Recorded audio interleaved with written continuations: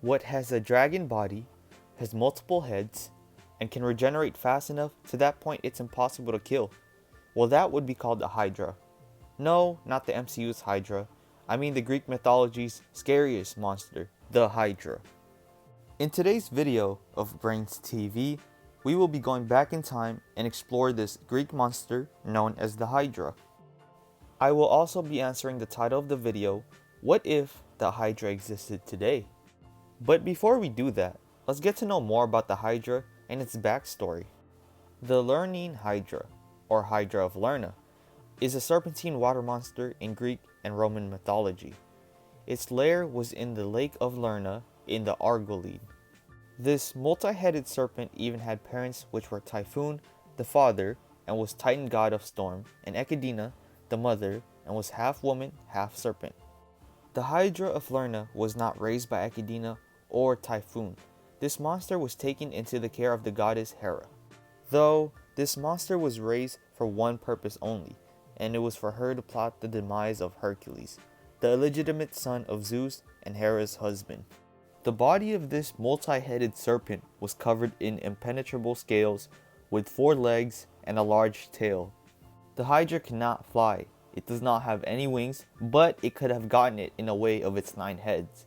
After all, it can grow an infinite amount of times, and in the middle of it, the head of this Hydra was completely immortal. The powers and abilities of this large creature is that the Hydra's most potent ability is that it can regrow any head that is cut off with twice as many in its place. This ginormous dragon-like creature is said to be extremely venomous, killing someone with a single scent of her breath. And yes, the Hydra is a female. It is also able to spit acid, and a single drop of blood of this water serpent is poisonous. In the Greek mythology story, it was Hercules' responsibility to slay the beast during his 12 labors for King Eurystheus. The labors were his punishment for killing his wife and 6 sons after Hera had driven him temporarily mad. The Hydra was Hercules' second labor. He managed to defeat this aggressive monster by cutting off one of the head.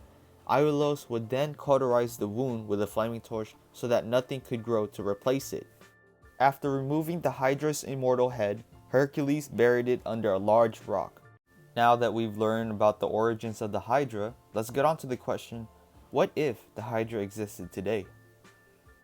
If the Hydra existed today, it would go on a killing spree and it would take a good amount of lives. Since its spit is acid, it would burn down nature such as trees, grass, causing a whole fire problem to the wildlife. It can also melt down buildings from the city, causing a lot of destruction.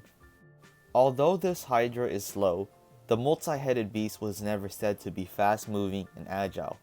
So this would mean that it is quite avoidable. This would change the lifestyle of humanity.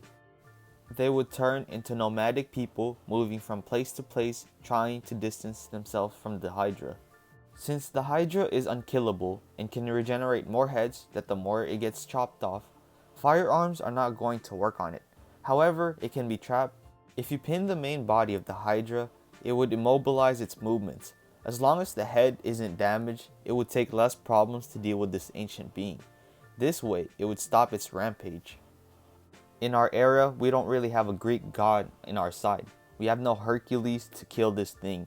So the only thing we can really do is prevent its movements before it causes more damage to the society.